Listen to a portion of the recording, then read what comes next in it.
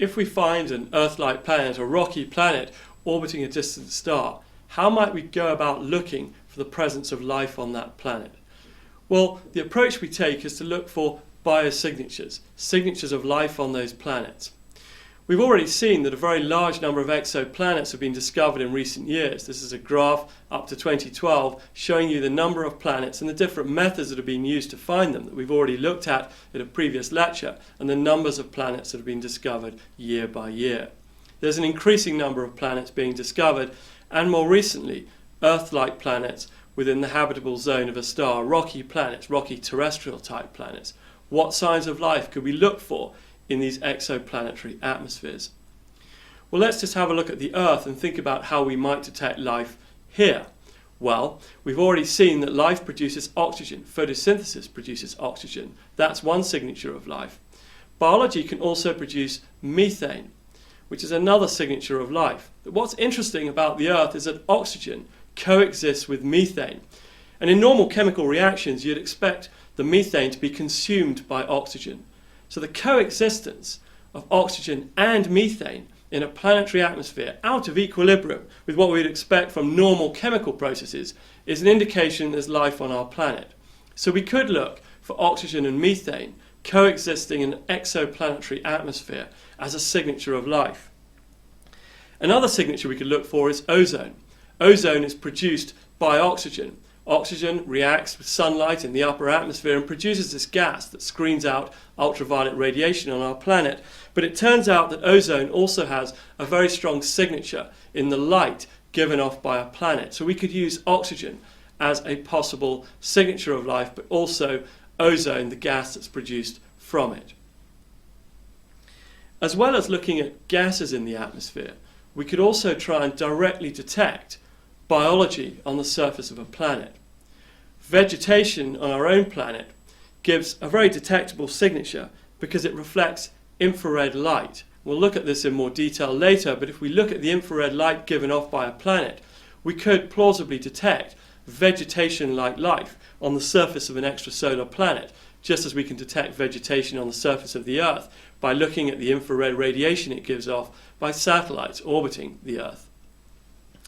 We have to be very careful about these biosignatures though, because they're not always biologically produced. For example, oxygen can be produced in a planetary atmosphere by non-biological processes. The atmosphere of Mars, for instance, contains about 0.14% oxygen, and this is produced by carbon dioxide in the Martian atmosphere reacting with sunlight in the atmosphere and producing oxygen. But it's true to say that you can't really get very high concentrations of oxygen in an atmosphere by non-biological processes, particularly on a planet where there's liquid water. On our own planet, with 21% oxygen, that level of oxygen is really a very strong indication of life. You can't get that level of oxygen on a planet where there's no life. But what about planets that are anoxic, that have very low concentrations of oxygen? In earlier lectures we saw that was the case for early Earth. There were very low concentrations of oxygen, but we know there was life on the planet. Well, we could look for methane. Methane is produced by microorganisms in oxygen-free environments, but the problem is that methane can be produced by non-biological processes, so it really isn't a definitive biosignature of life. Scientists have thought about looking for other types of gases that could be signatures of life in anoxic atmospheres. For example, ethane, nitrous oxide, even organic sulfur and other compounds could work as biosignatures in oxygen-free atmospheres, in anoxic atmospheres. We know very little about these materials and how they might be used as biosignatures, so it's an ongoing field of investigation for astrobiologists to look at potential biosignatures that could be used on planets with different compositions than the composition of the atmosphere of present-day Earth. Putting all this data into context, biosignatures are not proof of life in their own right. We have much more confidence if there is evidence for water vapor or liquid water on the surface of a planet, if the temperature of the planet is within the range expected for complex carbon compounds, and if there are other gases there that are required for life to do metabolic processes, for example carbon dioxide used in photosynthesis. So what we really want to see is gases associated with biosignatures along with the other criteria for habitability that we've met in previous lectures. We want to find a habitable planet that also has these biosignatures. What would happen if we found a habitable planet around a star, but there were no atmospheric signs of life? Well, that's more difficult to interpret. There might be some reasons for that.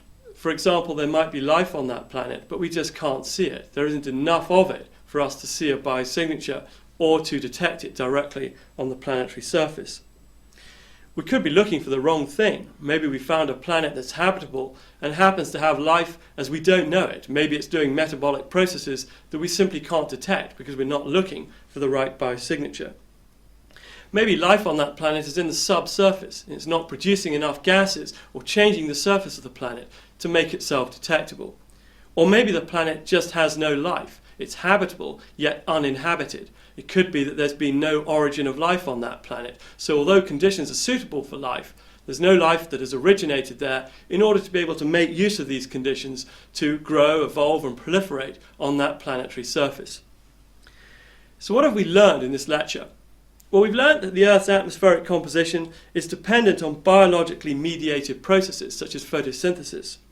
And these biosignatures could provide a tool to remotely detect these processes in other planetary environments, including extrasolar atmospheres.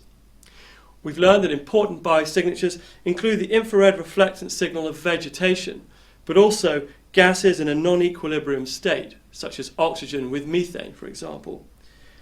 And we've also learned that there are other types of compounds, maybe organic sulfur compounds, nitrous oxide and other gases that might be used to detect life in extrasolar planets. We've learned that also due to interference from abiotic factors, biosignatures should be interpreted with some caution. Some gases such as oxygen can be produced by non-biological processes, so we really have to consider the chemistry of extrasolar planetary surfaces and atmospheres to understand whether those gases are biological or whether they could be produced by non-biological processes.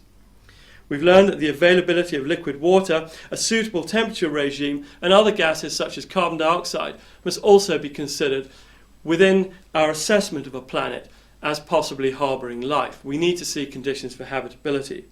But we've also thought about the possibility that if we detect no signs of biological processes in a given atmosphere, life might still be present on that planet, just not to the extent that makes itself detectable, or maybe in a form that makes it undetectable using the assumptions that we've made already.